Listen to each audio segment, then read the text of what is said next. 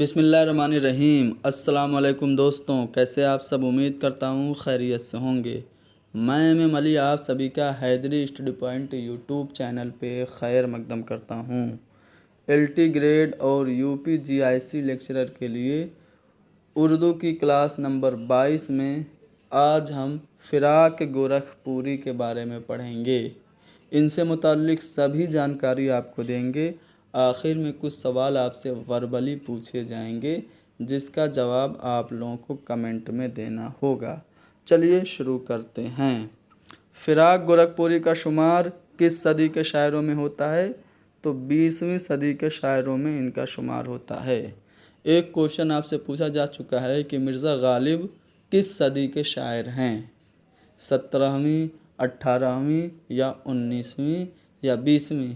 Comment में बताइए मिर्ज़ा गालिब किस सदी के शायर हैं। फ़िराक गोरखपुरी का असली नाम, हकीकी नाम क्या था? रघुपति सहाय था और फ़िराक उनका तखल्लुस था, यानी कि कलमी नाम था।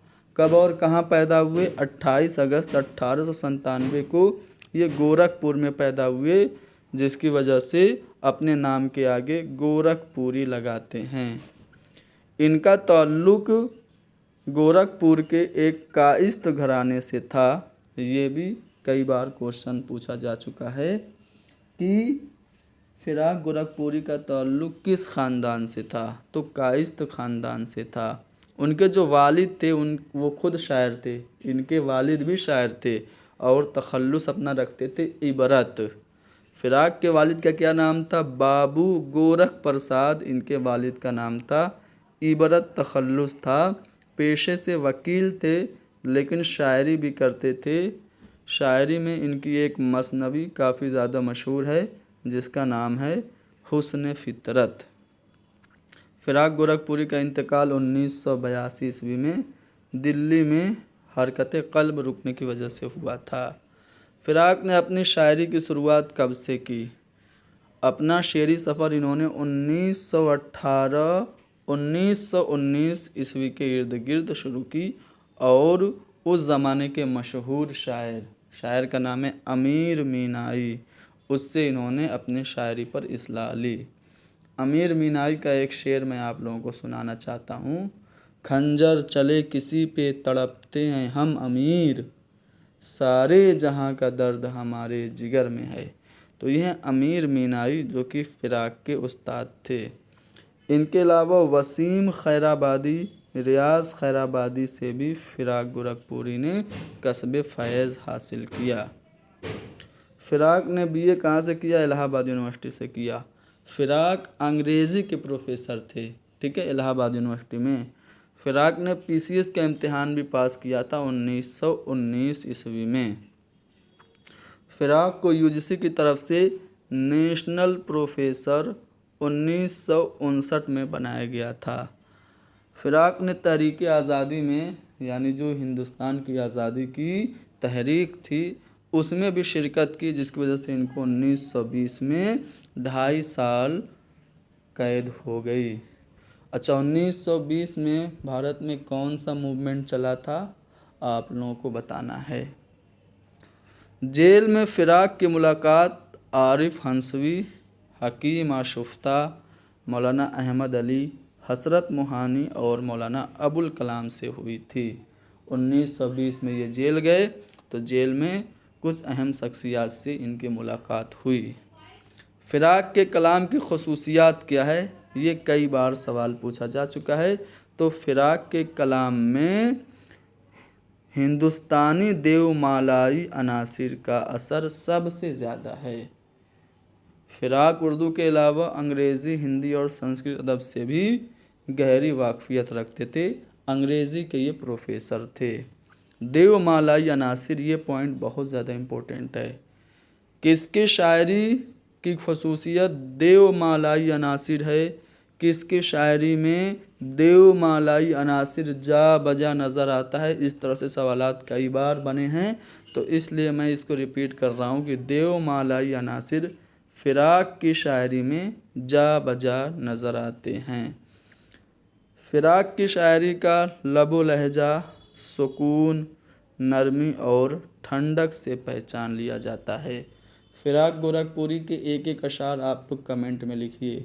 चूँकि फिराक गोरखपुरी से मुतल्लिक मवाद बहुत कुछ था, इसलिए मैंने आज अशार नहीं लिखे हैं। जैसे हर क्लास में शुअरा के अशार मैं पेश करता हूँ, आज मैंने नहीं लिखे हैं। तो आप लोग क्या करिएगा, फिराक गोरखपुरी का अगर कोई शेर याद हो तो कमेंट में लिखिए, नहीं याद हो तो सर्च करिए। जो आपका पसंदीदा शेर आपको लगे वो आप कमेंट में लिख दीजिए। फिराक गोरखपुरी ने कुछ अल्फाज भी बनाए थे। ललहाटें, रस्मसाहटें, मिलजुगाहटें, ये सब अल्फाज इन्होंने अपनी शायरी में इस्तेमाल किए। ठीक है।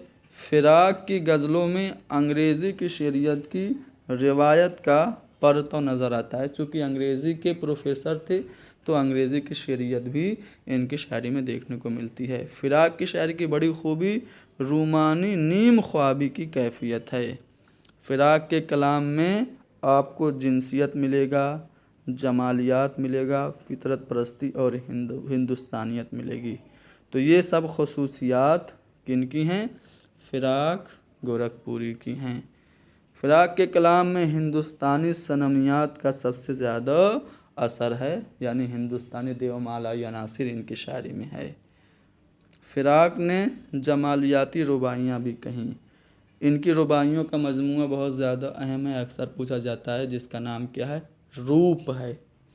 फिराक कैसे नक्काद थे? तनकीद से मुतल्लिक भी इन्होंने काम किया। एक तअस्सुराती नक्काद ये थे। अब इनकी तनकीदी तसानीफ़ आगे बताई जाएंगी। ठीक है।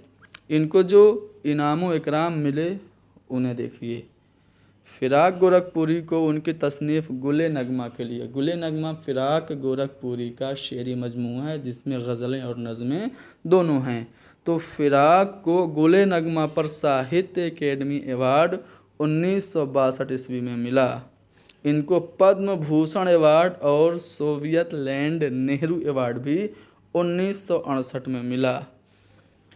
फिराक को उर्दू में पहली बार, किसी भी शायर को उर्दू में पहली बार ज्ञानपीठ अवार्ड मिला तो वो कौन है? फिराक हैं। फिराक को गुले नगमा पर ज्ञानपीठ अवार्ड 1969 ईस्वी में मिला। फिराक के अलावा 4 और लोगों को ज्ञानपीठ अवार्ड मिला। किनको किनको मिला? कमेंट में लिखिए। फिराक को उत्तर प्रदेश उर्दू एकेडमी अवार्ड भी गुले नगमा पर मिला था और साहित्य अकेडमी फेलोशिप 1970 में मिली थी। फिराक के मजमूए कलाम की बात करें तो इनका जो पहला शेरी मजमूआ है तोहफ़े खूशतर है, 1942 ईस्वी में शाया हुआ था। इसके अलावा शोला साज, रूह कायनात, मशाल, रूप ये भी अहम है। इनकी रुबाइयों का मजमूआ 1946 में शाया हुआ था।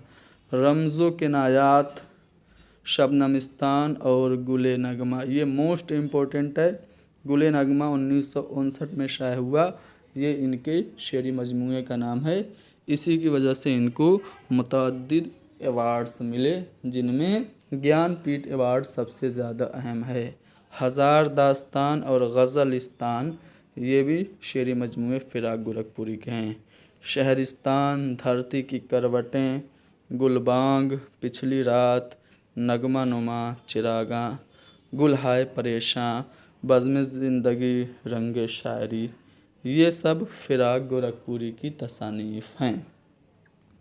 ये जो तसानीफ़ अभी हमने पढ़ी ये सभी शेरी मजमूए थे, शेरी तसानीफ़ थीं। अब हम नसरी तसानीफ़ की बात करते हैं। उर्दू की इश्किया शायरी 1945 ईस्वी में शाया हुई, इनकी तनकीदी तसनीफ़ है। हाशिए इनकी तनकीदी तसनीफ़ है, मोस्ट इम्पोर्टेंट है, याद रखिएगा। उर्दू गज़ल गोई, ठीक है, मिस प्रिंट है। उर्दू गज़ल गोई ये 1955 में लिखा, ये इनकी तनकीदी किताब है। हमारा सबसे बड़ा दुश्मन ये भी इनकी किताब है। अंदाज़े ये इनके मज़ामीन का मजमूआ है। उर्दू साहित्य का इतिहास इन्होंने हिंदी ज़बान में लिखा था, ये भी आप याद रखिएगा। मन आनम ये क्या है? मन आनम 1962 ईस्वी में शाया हुआ, फ़िराक गोरखपुरी के खतूत का मजमूआ है। जी हाँ, फ़िराक ने खतूत भी लिखे, उनके खतूत के मजमूए का नाम है मन आनम। ये खतूत उन्होंने किसके नाम लिखे? गुबारे खातिर खतूत मौलाना अबुल कलाम आज़ाद ने जिस तरह से हबीबुर रहमान खां शेरवानी के नाम लिखे, वैसे ही मन आनम के खतूत फ़िराक ने मोहम्मद तुफ़ैल के नाम लिखे, जो कि मुदीर थे नकूश के। नकूश एक रिसाला है, उसके मुदीर थे मोहम्मद तुफ़ैल। उन्हीं के नाम मन आनम के खतूत फ़िराक गोरखपुरी ने लिखे। ये खतूत फरवरी 1953 से 1956 तक के ज़माने के थे। तो फ़िराक गोरखपुरी के खतूत का मजमूए का नाम मन आनम है। इनकी मशहूर नज़में भी पूछी जाती हैं, जिनमें मोस्ट इम्पोर्टेंट हिंडोला है, परछाइयाँ, जुगनू, आधी रात, तराने इश्क, कैद तिफली का बयान, शाम इबादत, यहाँ न बांधो नाव। ये सब फ़िराक गोरखपुरी की तसानीफ़ हैं। अब हम फ़िराक गोरखपुरी के कुछ अक़वाल की बात करते हैं, फिर इनसे मुतल्लिक़ जो अक़वाल हैं उनकी बात करेंगे। फ़िराक गोरखपुरी कहते हैं कि उर्दू को मिटा देना हिंदी के लिए अच्छा नहीं है, हिंदी को मिटा देना उर्दू के लिए अच्छा नहीं है। हिंदी और उर्दू दोनों एक ही तस्वीर के दो रुख हैं। ये किसका कौल है? फ़िराक गोरखपुरी का। गज़ल से मुताल्लिक़ इनके दो अक़वाल बहुत ज़्यादा अहम हैं। एक तो ये कहते हैं कि गज़ल इंतहाओं का एक सिलसिला है, और गज़ल शायरी नहीं इत्रे शायरी है। मीर के बारे में ये कहते हैं कि मीर के गम में ज़ख्म ही मरहम बन जाते हैं। सादी और हाली से मुताल्लिक़ इनका कौल है कि सादी हमारे लिए था, हाली हम में से है। ठीक है। मीर के अशार की दाखिलियत भीतरी चोट है, ये कौल भी फ़िराक गोरखपुरी का। अब फ़िराक गोरखपुरी से मुताल्लिक़ अक़वाल ये अहम हैं। यास यगाना चंगेज़ी जो कि गालिब शिकन हैं, इनके बारे में मुझे आज पढ़ाना था, सोचा था फ़िराक के बारे में और यगाना चंगेज़ी के बारे में एक साथ पढ़ा दूंगा, लेकिन चूँकि मेरे पास वक्त की तंगी है, इसलिए आज सिर्फ फ़िराक के बारे में पढ़ लेते हैं, आगे चंगेज़ी के बारे में पढ़ लेंगे। या फिर अगर आप लोग कहें तो मैं यास यगाना चंगेज़ी से मुताल्लिक़ कुछ अहम बातें आपको वर्बली बता देता हूँ। यास यगाना चंगेज़ी, सबसे पहले तो आपको याद रखना है कि ये एक ऐसे शायर थे जो कि गालिब के हमअस्र नहीं थे, लेकिन न जाने इनको गालिब से क्या खुन्नस थी कि इन्होंने गालिब की सख्त तनकीद की। ठीक है। तो यास यगाना चंगेज़ी ने न सिर्फ गालिब की बल्कि इकबाल की भी तनकीद की थी। तो ये भी पॉइंट आप याद रखिएगा। यास यगाना चंगेज़ी अपने आप को गालिब शिकन कहते थे, गालिब शिकन की हैसियत से ये मशहूर थे, और अपने आप को ये गालिब का चच्चा कहते थे। ठीक है। कहा जाता है कि ये गालिब की इतनी मुखालफत करते थे कि अवाम इनके दुश्मन हो गई थी, और लखनऊ में इनको गधे पे बिठा के मुँह काला करके घुमाया गया था। ठीक है। अब इसमें कितनी सदाकत है आप लोग रिसर्च करिए और पता करिए। मैंने कहीं सुना और किसी किताब में पढ़ा था कि इनको गधे पे बैठा करके मुंह काला करके घुमाया गया, क्योंकि बहुत ज़्यादा अल्लामा इकबाल और गालिब की ये मुखालफत करते थे। इनका असली नाम अक्सर पूछ लिया जाता है, तो मिर्ज़ा वाजिद हुसैन यास यगाना चंगेज़ी का असली नाम था। ये 1884 में पैदा हुए थे और 1956 में इनका इंतकाल हुआ था। ठीक है। पटना में ये पैदा हुए थे 1884 में, लखनऊ में इनका इंतकाल हुआ। ये अपने आप को गालिब शिकन कहते थे और अपने आप को आतिश परस्त भी कहते थे। आग की इबादत नहीं करते थे, लेकिन आतिश जो दबिस्तान लखनऊ के शायर हैं वो उनके फ़ैन थे, तो इसलिए अपने आप को आतिश परस्त कहते थे। इनके शेरी मजमूओं की बात कर लेते हैं। नस्तरे यास, जैसा कि नाम से पता चल रहा है, यास यगाना चंगेज़ी का शेरी मजमूआ है। आयात वजदानी ये काफ़ी ज़्यादा अहम है। तराना, गंजीना, कजकोल और चिराग सुखन ये सब इनकी तसानीफ़ हैं। शोहरत काज़िबा ये इनकी किताब है और गालिब शिकन के नाम से इनकी किताब है। तो यास यगाना चंगेज़ी के बारे में वर्बली मैंने बता दिया, तफसील से हम अगली क्लास में इंशाअल्लाह पढ़ेंगे। ठीक है। कलीमुद्दीन अहमद जो कि लगभग सबकी मुखालफत करते हुए ये आए हैं, ये एक बुत शिकन तनकीद निगार हैं। किसी के बारे में इन्होंने अच्छा नहीं बोला, कम ही लोगों के बारे में अच्छा बोला है। ये कहते हैं इनके बारे में, फ़िराक गोरखपुरी के बारे में क्या कहते हैं कि मैं फ़िराक को उर्दू गज़ल का अहम सुतून समझता हूँ। ठीक है। तो ये जो कौल है कलीमुद्दीन अहमद का है। देखिए कलीमुद्दीन अहमद के कुछ अक़वाल मैं आप लोगों को सुना देता हूँ। कलीमुद्दीन अहमद ने गज़ल को नीम वहशी सिनफ़े सुखन कहा है। कलीमुद्दीन अहमद तनकीद के बारे में कहते हैं कि तनकीद कोई खेल नहीं है जिसे हर शख्स बआसानी खेल सके। ये फ़न है, एक सन्नाई है। फ़न तो हर तरह के होते हैं, मुश्किल भी आसान भी। तनकीद मुश्किल तरीन फ़न है। आगे तनकीद के बारे में ये कहते हैं कि तनकीद एक किस्म की परख है, एक किस्म की कसौटी है जिससे खरे खोटे में इम्तियाज़ मुमकिन है। हाली के बारे में इन्होंने सख्त तनकीद की है, उनके ख़यालात को माखूज़ सतही यहाँ तक कह दिया है। ठीक है। उसके बाद ये तज़किरे को एक सिरे से तनकीद मानने से ही इनकार कर रहे हैं। कह रहे हैं कि तज़किरों का होना न होना क्या है, बराबर है। ये तनकीद को माशूक़ की मौहूम कमर करार देते हैं। ठीक है। चलिए, आप लोग सोच रहे होंगे फ़िराक के बारे में पढ़ा रहे हैं, ये कहाँ घुस गए, कलीमुद्दीन के बारे में पढ़ाने लगे। तो एक्स्ट्रा मालूमात आपके पास होनी चाहिए। कलीमुद्दीन अहमद के अक़वाल आपसे पूछे जा सकते हैं। मजनू गोरखपुरी का कौल देखिए, फ़िराक जैसी चंद जामे शख्सियतें रोज़ रोज़ पैदा नहीं होती। ये कौन कह रहा है? मजनू गोरखपुरी कह रहे हैं। यास यगाना चंगेज़ी एक बार फिर से फ़िराक के बारे में कह रहे हैं कि फ़िराक की शायरी हकीकी शायरी की बेहतरीन मिसाल है।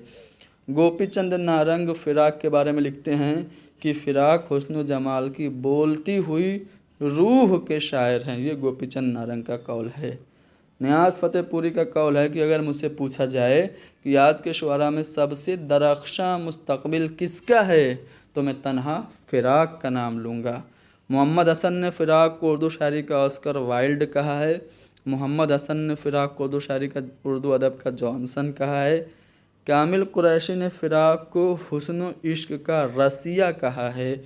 और गोपी चंद नारंग कहते हैं कि फ़िराक ने उर्दू में हिंदुस्तानी देवमालाई तस्वुर जमाल की तर्जुमानी की।